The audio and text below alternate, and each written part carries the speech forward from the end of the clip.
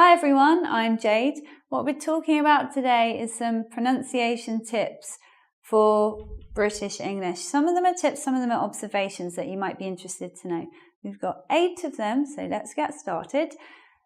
Pronunciation of ED word endings. This is not specifically a British English issue. If your preference, I don't know why I can't speak suddenly in an English pronunciation video, but that's how it is. If your preference is American English, this also applies to American English. So what I hear a lot at sort of around intermediate level, sometimes upper intermediate level, if you haven't had someone to correct you, ED word endings sound like this. I can't even do it because it's so unnatural for me. Excited, shouted, reminded. Like, it's so unnatural for me. But in fact, it's not like that. It doesn't sound like an ED. It might sound like an id. It might sound like a T, or it might sound like a D. So I've got some examples here.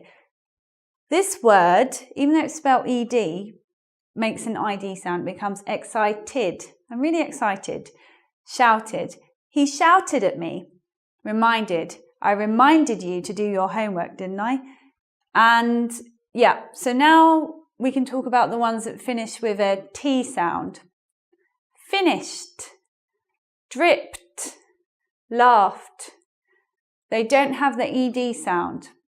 So that's an important thing to know about pronunciation. Even if it's spelt ED, it doesn't mean it sounds like that. And what about the ones that end with a D sound, a D sound? Remembered. I remembered what you said to me. Called. I called you. Didn't you hear your phone? Imagined. I imagined a better future for everyone. So with those, it's the D sound. How do you know which one? Go with what feels most natural when you're saying the word. The main thing is don't force the ED sound at the end of the word, because it's that gives you an unnatural rhythm when you're speaking English. So moving on to, this one's an observation really, British English pronunciation.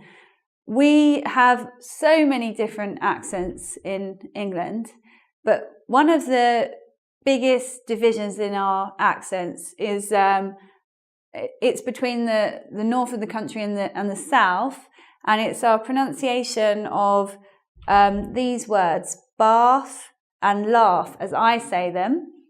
I say them in the southern pronunciation, but if I were from the north of the country, I'd say bath and laugh, because they have a different accent up there. Well, they've got loads of different accents, but they don't speak in the same way as me. So let's break it down into the actual sound. So if you're from the north, you say ah, but we in the south say ah.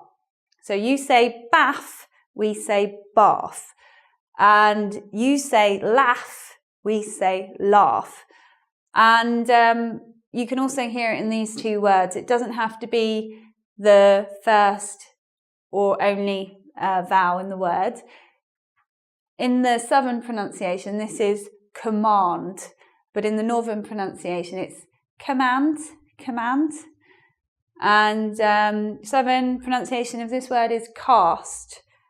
Northern pronunciation is cast. The cast of Brookside came to London. Brookside was an old soap that's not on TV anymore. And it was people from Liverpool, and I was just doing that accent. Probably that's really irrelevant to you. You will never see that show. But anyway, you know now. Next tip. I don't hear this that often, but when I do, it sounds really, really, really wrong.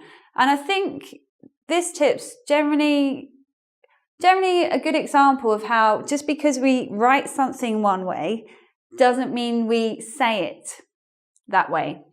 So in English, American English too, W sound in words is the same as the WH sound in words for spelling. It actually sounds the same. So we've got 2 words here, wine and wine.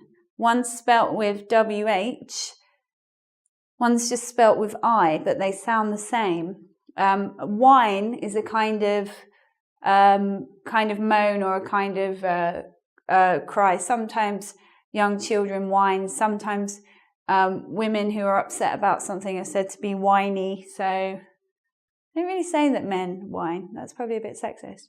But anyway, yeah, the point is they sound the same but are spelt differently. So I've sometimes hearing people try to make the WH sound like whine or something like that, or in these words, which and which are the same. Some people might say which, and that used to be a feature of British English. If you listen to some speakers of British English from a long time ago, like around the 1920s, T.S. Eliot, although he wasn't British, he did acquire a really strange British accent. And when he spoke English, he would make the which sound.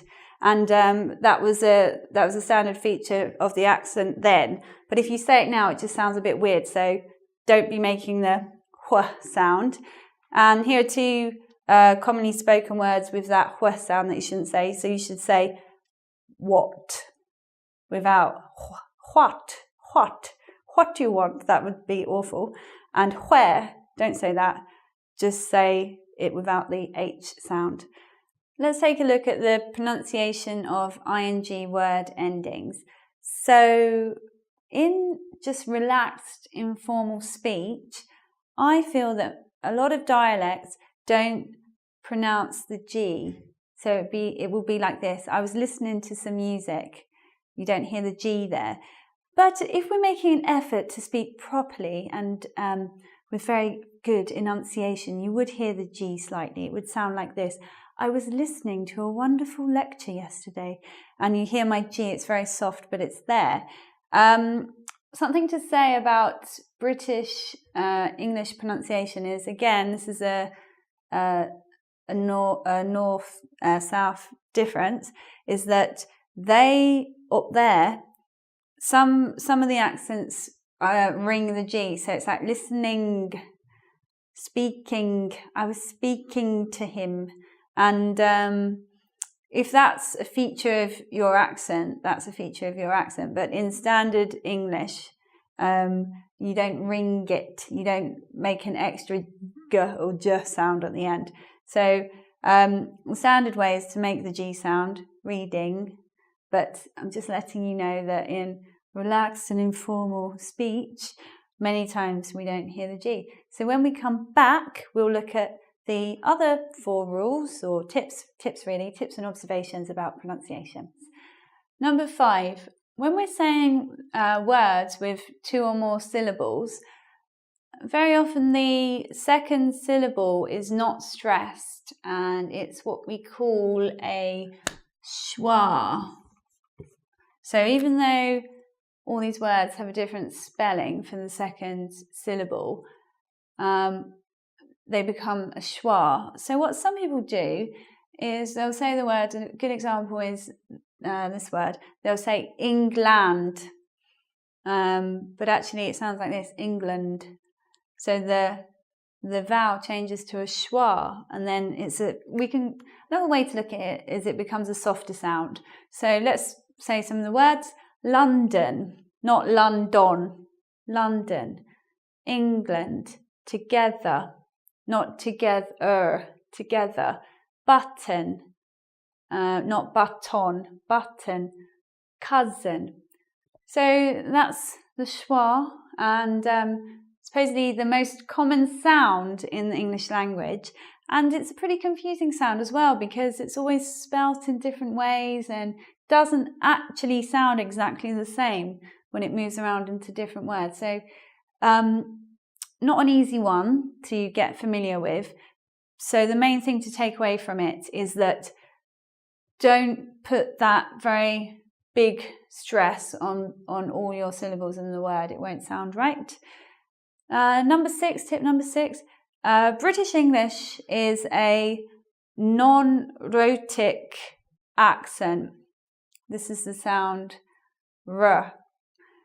In your language, maybe you do that thing where you roll your tongue, which I can't do. I so can't do it. So like how I can't do that sound, you might find it really hard to make that sound without rolling your tongue.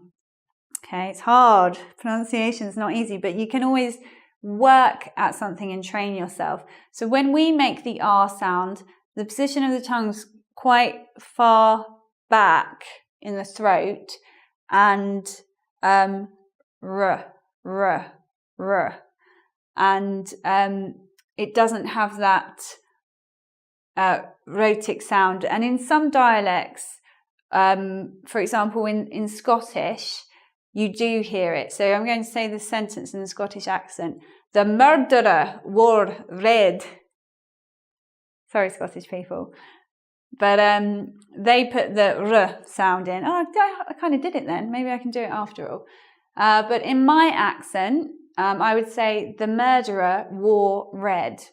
So we don't roll our tongues. And that's something, if you want to speak standard British English, you could work on that r if you do it. So if you're Arabic or if you're Spanish, Italian as well, you could work on that sound. Number 7 now. So this is a hard sound. I'm going to have to be honest with you. It's a hard sound for me because I'm a Londoner, and I'm from South London, and we don't like this sound very much. We like to replace it with an F sound. I'm not too bad making this sound at the beginning of a word. 3, thought, think, but sometimes it's quite hard for me, like in this word. I want to say birthday with an F, but it should be birthday. It's really hard for me. But it's not just hard for me, it's hard for people all over the world. Maybe we should just get rid of the sound. We don't need it anymore. Some people replace it with a D. I've got an Italian student who replaces it with D. So he would say dirty tree. That's not an Italian restaurant, but Italian restaurant? Why am I thinking about food? It's not an Italian accent. Because he can't say th, he replaces it with d. But other people might replace it with v as well. So tip for making the th sound is you put your tongue between your teeth, and it's kind of whistly sound without the fur. Your lip is more pursed at the top, so you don't want to do that when you're making the so yeah, just try it a bit. I'll say the words for you. 3, thumbs up if you can make that sound. Birthday, thought, think, bath. See, it's hard for me. I'm trying with you. We're learning together today. And rule number 8, can't. Oh, that's meant to have that there. A lot of people get confused because sometimes they think, did you say a negative there or did you say the positive? You get really confused because in British English, we don't always say the T, we don't always pronounce the T in this word, can't. So it might sound like this, I can't understand you, but it might also sound like this, I can't understand you, I can't understand you. And when I said it the second way, you didn't hear the T. And the reason that happens is speech just becomes a little bit more fluid, a little bit more easy to say without the T. But you don't need to be confused because actually the opposite of can't is can. And can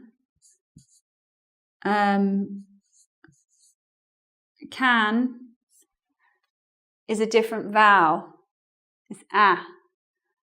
Whereas this vowel is r. So they would sound completely different. It would be I can understand you. Very different to I can't understand you, or I can't understand you. So when you're listening out for that negative sometimes, know that we might say it with or without a T. So thank you everybody for watching today. You can do a little bit of extra practice on the Ingvid site for this lesson. And if you do like my lesson, please do subscribe, because I make lots of different lessons, not just about pronunciation, but all other things about learning English as well, that I think will be very educational and very useful for you in your general development as a learner of English, or someone who's just trying to improve your English. And I'm finished now, so I'm going to go now, okay? I'll see you later.